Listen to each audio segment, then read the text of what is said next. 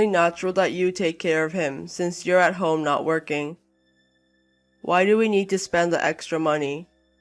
My husband pushed the caregiving duties onto me. My name is Ava. I have been married to my husband Leo for 2 years now. We had been living together since we were dating, and upon getting married, we moved into my in-laws' house, where I started living with Leo and his father.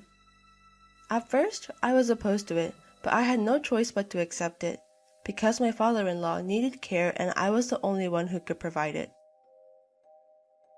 The onset of symptoms of dementia in my father-in-law began about a year ago. I was feeling the limits of caregiving alone and proposed to admit him to a facility, but from now on, I will help on my days off and work harder than ever, so please. Besides, it's best for families to be together, right? Upon hearing this, I continued to provide care at home as before. Okay, but not just helping, Leo, you need to do your part. I think your father might feel awkward around me sometimes. I took on the task after making this agreement. I believed in what Leo said at the time. After starting to live and taking care of my father-in-law, I noticed something. It was about the facilities on my in-laws' house.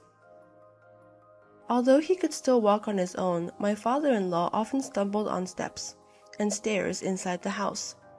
In addition to this, the toilet and the bathroom were narrow and seemed difficult to move in. When I discussed this with Leo, it was decided to renovate the house. It couldn't be helped for my father-in-law's safety, but of course the monthly payments increased. For a few months after the renovation, Leo actively participated in taking care of my father-in-law.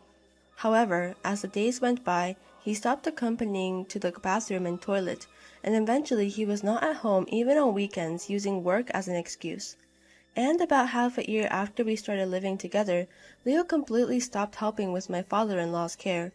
Despite this, my father-in-law's condition worsened day by day, and it became difficult for me alone to take care of him in the bath. I had no choice but to consult with Leo. Leo, I can't take care of him alone anymore. If you're not going to help, I think we'll have to put Mike in a facility. That's not fair. After all, we're family, right? We even renovated the house for this. So hang in there until the end. If a facility is not an option, what about home care services? Mike has a care certification. Let's use the services we can. It's even hard for me to get him in the bath alone now.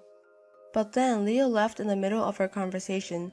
I was at my wit's end and decided to apply for home care services without Leo's approval.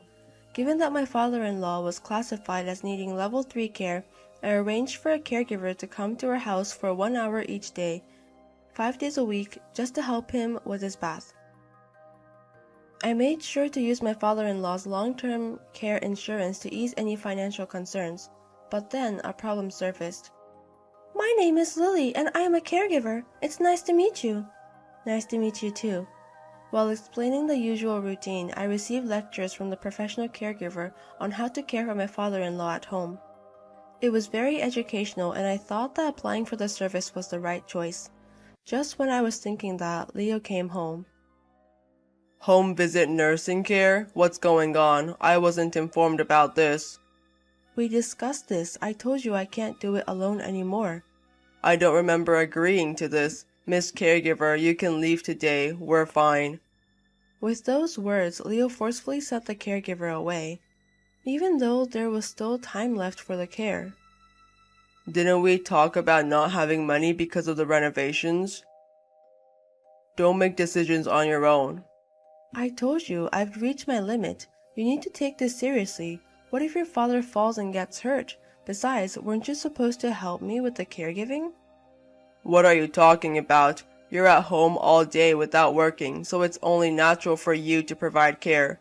I'm the one who's earning the money for the renovation and the home visit nursing care. It's only natural for me to care for him because I'm at home all day not working? I was deeply shocked by my husband's harsh words. After that, I decided to have the caregiver come only when Leo was at work. The caregiver who gave me advice on care and listened to my complaints about Leo became an indispensable part of my life. About 2 months later, Leo suddenly offered to help with the caregiving. You haven't been out over a year, right? I appreciated you always taking care of Dad, so I'll take over today. Why don't you go out and have a good time? I was so glad that Leo finally understood. I made a hair salon appointment and enjoyed a day of shopping for the first time in a long time. However, in the evening, I started to worry about Leo, who had never bathed my father-in-law by himself and decided to come home earlier than planned. When I got home, the house was eerily quiet. Since my father-in-law was sound asleep in his room, I decided to try going to Leo's room next. However, there was no one in Leo's room, and there were some documents and a note on the desk. To my surprise, it was a divorce form already filled out by Leo. The note said, "Once we're divorced, you can handle the caregiving. I'm off to Guam, so get everything sorted out during the week I'm away." He had given me a day off so that he could pack his bags. Thinking about it, it made no sense for someone who had never been interested in caregiving to suddenly change. I was a fool for trusting Leo even for a moment. What I couldn't understand was why Leo chose this time to go on a trip. So I decided to call Leo. "I saw your note. What's going on? Who are you going to Guam with?" I'm busy, unlike you. Take care of the divorce papers. I'm at the airport, so I'm going to hang up. Before he hung up, I heard a voice. It was the voice of a woman calling Leo's name. Apparently, Leo was going on a trip with his mistress. While I was desperately caregiving, it seemed Leo was fooling around with another woman. I was more than just frustrated and sad. I was astounded. Just then, I heard my father-in-law calling me. It had been a long time since he called my name last time, as his dementia had progressed to the point where he no longer recognized me. I was worried about whether Leo had taken care of him while I was out, so I rushed to my father-in-law. "What's wrong? Were you okay while I was out?" Ava, was today the day the helper was supposed to come? I was shocked to see my father-in-law looking at me with sharp eyes and answering me properly. "No, she's not coming today, but she's supposed to come tomorrow evening." I see. Could you bring me something to write on then? He wasn't supposed to be able to write anymore. Despite my thoughts, I handed him a notebook and a ballpoint pen. I couldn't see what he was writing, but when he finished writing at length, he put the paper in an envelope and handed it to me. Could you give this to the helper tomorrow? Understood. I did as my father-in-law told me. That night, my father-in-law forgot my name again, back to his usual self. It felt like what happened earlier was a lie. And when my father-in-law went to sleep, I contemplated many things as I looked at the divorce papers.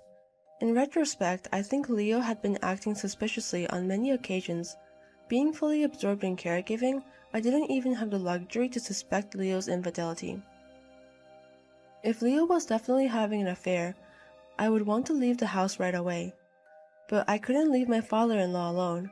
Also, I was jobless and had little savings. There were many uncertainties about getting a divorce. The next morning, Lily came earlier than promised. I immediately handed her the envelope I had received from my father-in-law. Lily read its contents immediately, but her expression gradually darkened. "As a caregiver, I'm a professional, but I consider you a friend, Ava. The story of a husband leaving his wife to care and having an affair is surprisingly common, but this time it's a bit too much. Ava, as a friend, may I offer my assistance?" "Lily, does that letter say that I'm getting a divorce?" "Yes, your father-in-law seems to have noticed something odd about you, and he apparently saw the note and divorce papers on the desk. He said he couldn't do anything about it himself, so he asked me for help." "There's only a week until your husband comes back, right?" "The letter said more, but let's put that aside for now and start preparing immediately." Lily called for another caregiver to replace her, leaving my father-in-law in the care of the substitute caregiver. The two of us went out. Lily took me to a law office. Thank you for coming all this way. First, I have something to tell you about Mike's request. Now, about the advance inheritance. The lawyer handed me a document. This document is known as a notarized deed, which has both public and legal effect. It seemed my father-in-law, who had been aware of Leo's infidelity for some time, had requested the creation of this document through Lily. The document stated that my father-in-law was to bestow me with $42,000 and 2 properties he owned while he was alive. Why, to me? I have to thank my father-in-law. Yes, but Ava, there's one more place you need to go.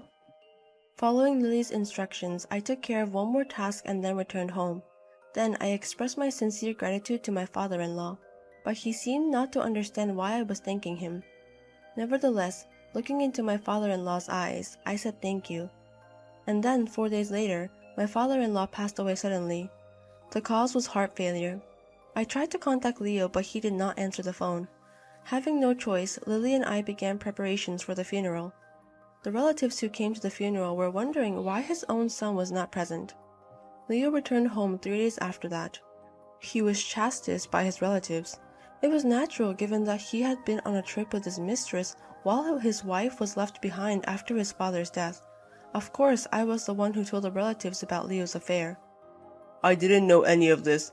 I just went to change my mood because I was tired from caregiving and work. I didn't have an affair. You're lying twice. You didn't do any caregiving, so that's a lie. And you and your mistress were clearly captured on the airport camera. After hearing my words, Leo seemed to give up on arguing and quietly listened to the angry words from the relatives. A few days later, I filed for divorce at the city hall, and then I began preparations to move into the condominium that my father-in-law had left me. Then Leo called me. Where are you now? I don't know why, but the beneficiary of my father's insurance money isn't me. It's you. You didn't plan this with you and that caregiver, did you? We just did as your father told us. Oh, by the way, the divorce has been finalized. The demand for spousal maintenance should arrive to you through the lawyer soon, so please handle it. Divorce? Spousal maintenance? You're getting my father's insurance money. Isn't that enough? It seems Leo forgot that he had given me the divorce papers. Did you forget you left the divorce papers on the desk when you went on a trip? And by the way, pay the alimony yourself. The life insurance is what your father left me, it's not yours. With that, Leo fell silent. I hung up the phone without a word and immediately blocked Leo's number. Even though I no longer had to care for my father-in-law, I still maintained a good relationship with Lily. Lily had cared for my father-in-law more than Leo ever did. And I will never forget the debt I owe her for helping me both mentally and physically. After that, I received a contact from Leo's mistress, who had reviewed the documents from the lawyer. I went on a trip because Leo told me that the divorce was already finalized. I have cut ties with Leo. Leo will duly pay the alimony. I am sorry for the circumstances with your father-in-law. I was surprised because I had expected her to say Leo wouldn't pay the alimony. She seemed so responsible that I wondered why she had been involved with Leo in the first place. On the other hand, I settled the matter with Leo, agreeing that he would pay the alimony in accordance with legal guidelines. From what I heard, Leo's mistress was rich, and it seems he had depleted his savings due to the cost of their relationships. Pretentious as he is, Leo had also paid for their trip to Guam.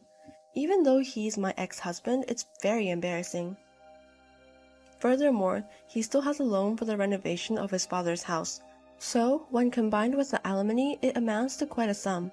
It's all his own doing. On top of the difficult life ahead, Leo's divorce reason is known to the relatives, so he won't be able to rely on them. As for me, I have the condominium I inherited from my father-in-law, so I won't struggle to get by. I was left a significant amount of inheritance, and the alimony will also be paid. And recently, I've been studying to get my caregiving qualification learning from Lily. Without forgetting my gratitude to my father-in-law, I plan to enjoy my new life at a leisurely pace while looking for a job.